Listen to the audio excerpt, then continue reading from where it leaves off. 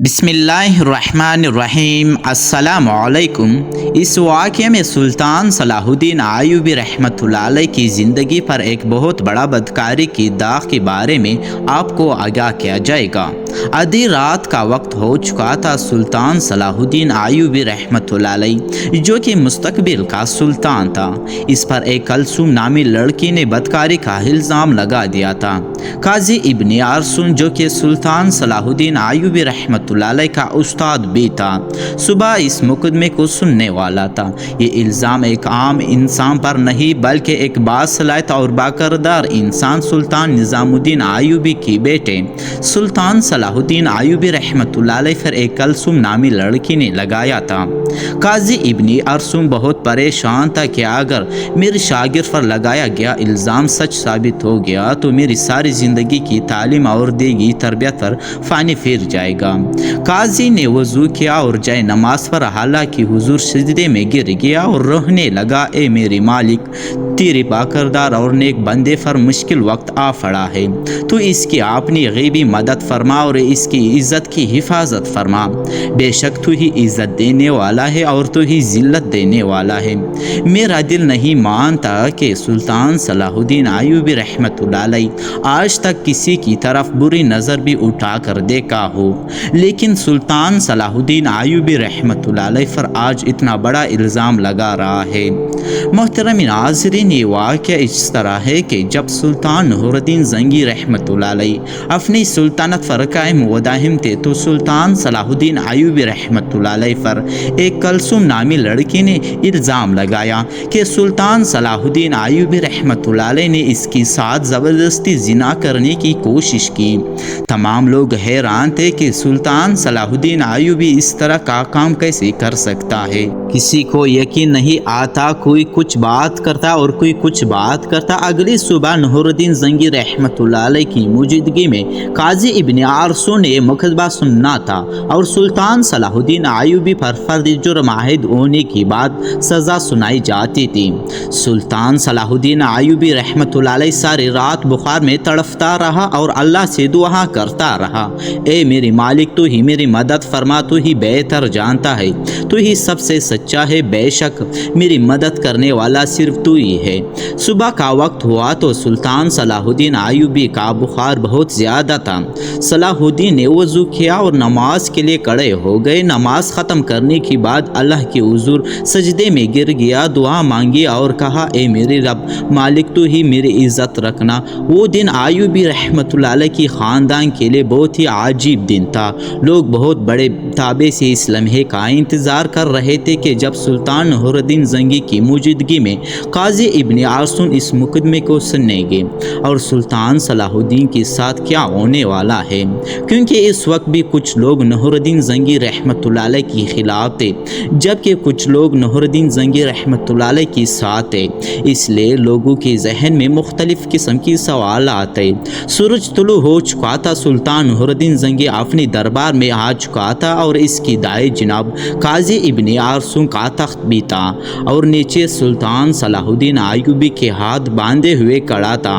تھوڑی دیر گزرنے کے بعد قاضی ابن ارسطو نے فرد جرم پڑھ کر سنایا اور فرد جرم پڑھنے کے بعد سلطان صلاح الدین ایوبی سے مخاطب ہوا اور کہا کہ تمہیں اپنی سپاہی میں بولنے کا پورا حق ہے۔ قاضی ابن ارسطو کی بات ختم ہوتے ہی سلطان صلاح الدین ایوبی رحمۃ اللہ علیہ نے قاضی ابن ارسطو سے مخاطب ہوئے کہتے ہیں کہ قاضی صاحب، جس لڑکی کو میں نے دیکھا تک نہیں، اس کے ساتھ کچھ برا کرنے کے بارے میں سوچ بھی کیسے سکتا ہوں۔ یہ سنتے ہی قاضی صاحب نے حکم دیا کہ کلثوم نامی لڑکی کو حاضر کیا جائے۔ جب وہ لڑکی دربار میں حاضر ہوئی تو لوگوں کی حیرت کی انتہا نہ رہی، کیونکہ اس لڑکی کا سارا جسم ڈانفا ہوا تھا اور صرف آنکھیں وہ بھی مشکل سے دکھائی دے رہی تھی۔ سلطان صلاح الدین ایوبی سمجھ نہیں پا رہا تھا کہ جس لڑکی کو میں نے دیکھا تک نہیں اور وہ مجھ پر اتنا گنوان الزام کیوں لگا رہا ہے، مجھ سے آخر ایسی کون سی غلطی سرزد ہوئی ہے جو اس لڑکی نے مجھ پر اتنا بڑا الزام لگا دیا۔ قاضی ابن ارسطو کلثوم نامی لڑکے سے مخاطب ہوا اور پوچھا، بتاؤ کیا سلطان صلاح الدین ایوبی نے تمہارے ساتھ کیا کیا؟ تو اس لڑکی نے کہا کہ میں اپنا بیان پہلے دے چکی ہوں، مزید ایسی باتیں کر کے میں اپنی عزت کو مزید خوار نہیں کروا سکتا۔ سلطان صلاح الدین ایوبی رحمۃ اللہ علیہ کی بخار کی وجہ سے چہرہ سرزد ہو رہا تھا اور ہاتھ کانپ رہے تھے، زبان پر لرز طاری تھا۔ یہ دیکھ کر مجمع کو لگ رہا تھا کہ سلطان صلاح الدین ایوبی بے قصور نہیں، اس میں خواہ قصور ہے۔ سلطان نور الدین زنگی رحمۃ اللہ علیہ بڑے غور سے سارا منظر دیکھ رہا تھا۔ پوری دربار میں سناٹا چھایا ہوا تھا، لوگ بڑے غور سے صلاح الدین ایوبی اور اس لڑکی کی باتوں کو سن رہے تھے۔ سلطان صلاح الدین ایوبی نے اس لڑکی سے کہا کہ کیا تمہیں اپنی رب سے ڈر نہیں لگتا کہ تم ایک بے قصور انسان پر اتنا بڑا الزام لگا رہے ہو؟ لوگ سمجھ رہے تھے کہ سلطان نور الدین زنگی کا بھتیجا ہونے کی وجہ سے سلطان صلاح الدین ایوبی رحمۃ اللہ علیہ اگر مجرم قرار بھی دیا گیا تو سزا سے بچ جائے گا، کیونکہ وہ اس کا اپنا ہے۔ سلطان صلاح الدین ایوبی نے قاضی صاحب سے کہا کہ جب ہم کسی بھی مسئلے کا حل نہیں نکال پاتے تو ہم پھر اپنے اللہ کی طرف رجوع کرتے ہیں، اور میں بھی اس لڑکی کو کہتا ہوں کہ اگر یہ اللہ کو حاضر و ناظر جان کر اللہ کی قسم کھا کر یہ کہہ دے کہ اس کا الزام سچا ہے تو میں وہ بھی گناہ قبول کر لوں گا جو مجھ سے سرزد بھی نہیں ہوا ہے۔ یہ سنتے ہی وہ لڑکی سلطان صلاح الدین ایوبی کو بغور دیکھنے لگی اور سلطان صلاح الدین ایوبی کی حالت سمجھ چکے تھے۔ تھوڑی دیر بعد غور بخوبی دیکھنے کے بعد لڑکی چک چک کر رونے لگی اور کہا کہ میں تمام مجمع کے سامنے اللہ کو حاضر و ناظر کر کے کہتی ہوں کہ سلطان صلاح الدین ایوبی بالکل بے قصور ہے، یہ سارا گناہ میرا ہے۔ یہ سن کر سارا مجمع حیران رہ گیا اور اس لڑکی کی چند الفاظ نے مقدمے کو الٹ کر دیا۔ اتنے میں سلطان نور الدین زنگی رحمۃ اللہ علیہ تخت سے اٹھا اور اس لڑکی کو کہا کہ کیا تمہیں پتہ ہے کہ الزام تراشی کی تمہیں کتنی بڑی سزا مل سکتی ہے؟ تو اس نے کہا ہاں مجھے بالکل معلوم ہے، مجھے کتنی ہی بڑی سزا ملے گی۔ اس کے بعد قاضی نے کلثوم سے کہا کہ آخر ایسی کیا وجہ تھی کہ تم نے سلطان صلاح الدین پر اتنا گنوان الزام لگایا؟ تو لڑکی نے اپنی آنکھیں جھکا لی، لیکن جب سلطان نور الدین زنگی رحمۃ اللہ علیہ نے لڑکی کی طرف دیکھا تو اس نے کہا کہ اے میرے سلطان، میں جانتی ہوں کہ مجھ سے بہت بڑا گناہ ہو گیا ہے، شاید جس کی تلافی بھی ناممکن ہو۔ جو داغ صلاح الدین ایوبی کی کردار پر وہ شاید میں چاہتے ہوئے بھی نہیں مٹا سکوں، لیکن یہ سب کام کرنے کے لیے میں مجبور تھی۔ سلطان نور الدین زنگی رحمۃ اللہ علیہ نے پوچھا کہ بتاؤ تمہیں اس کام کے لیے کس نے مجبور کیا؟ تو اشارہ نامی لڑکی نے عامر ابن مرکم کی طرف اشارہ کرتے ہوئے کہا اس عالم مرد عامر نے مجھے یہ سب کرنے کے لیے مجبور کیا۔ یہ سب ہی سنتے ہی تمام درباری عامر ابن مرکم کو ملامتی اور غصے کی نظروں سے دیکھنے لگے۔ عامر ابن مرکم اپنی جگہ سے اٹھا اور بڑے دبدبے کے ساتھ کہنے لگا یہ لڑکی جھوٹ بول رہی ہے، میں بھی سلطان صلاح الدین ایوبی رحمۃ اللہ علیہ کی طرح اس کو جانتا تک نہیں۔ لیکن سلطان نور الدین زنگی رحمۃ اللہ علیہ نے کہا کہ کل معلوم ہو جائے گا کہ کون بے گناہ ہے اور کون گنہگار ہے۔ اس کے بعد سلطان نور الدین زنگی رحمۃ اللہ علیہ نے کلثوم نامی لڑکی کو اپنے کمرے میں بلایا اور پوچھا کہ بتاؤ اصل ماجرا کیا ہے؟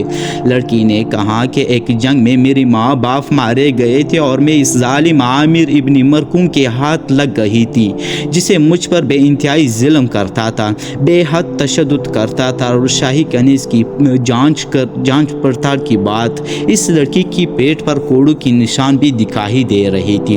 اور ادھر سلطان نور الدین زنگی رحمۃ اللہ علیہ نے خاص جاسوسوں نے کلثوم اور عامر ابن مرکم کے بارے میں ساری معلومات اکٹھی کر لیا اور ان کے آپس کی تعلقات کو سلطان کے سامنے بے نقاب کر دیا۔ یہ دیکھ کر سلطان نے اگلے دن پورے مجمع کو ایک جگہ پر اکٹھا ہونے کی دعوت دی۔ یہ دعوت اس لیے تھی کہ قاضی ابن مرکم کی سزا لوگوں کے سامنے دکھائے۔ تمام لوگ بڑے بڑے دور سے عامر ابن مرکم کی حالت دیکھنے کے لیے آئے تھے۔ جب اس کو میدان میں لایا گیا تو سخت زنجیروں میں جکڑا ہوا تھا۔ لوگ اس کو ملامتی کی نظروں سے دیکھ رہے تھے۔ شریعت کے مطابق اسے 170 گھوڑے مارے گئے اور اس کے بعد سلطان نور الدین جہانگیر رحمۃ اللہ علیہ نے انہیں اس کی تمام جائیداد ضبط کر لی، اسے شاہی عہدہ بھی لے لیا اور اس کی تمام جائیداد سلطان صلاح الدین ایوبی رحمۃ اللہ علیہ کو دینے کی دعوت کی۔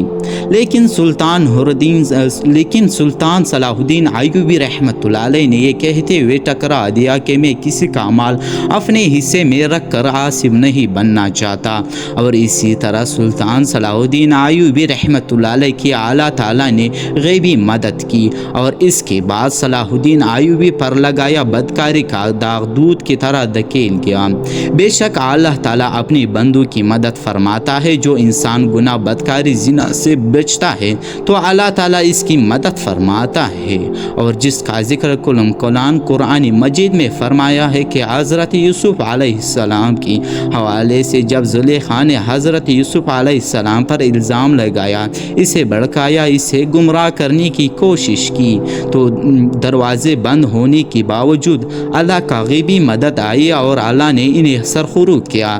لیکن یہاں صرف انسان کا اپنی رب پر بھروسہ اور اپنی ایمان پر پختگی ہونی چاہیے، اور انشاءاللہ اللہ تعالیٰ ان کی ضرور غیبی مدد ضرور فرمائے گی۔ دوستو، اگر آپ لوگ میرے چینل پر نئے ہو تو میرے چینل کو سبسکرائب کر دیجیے۔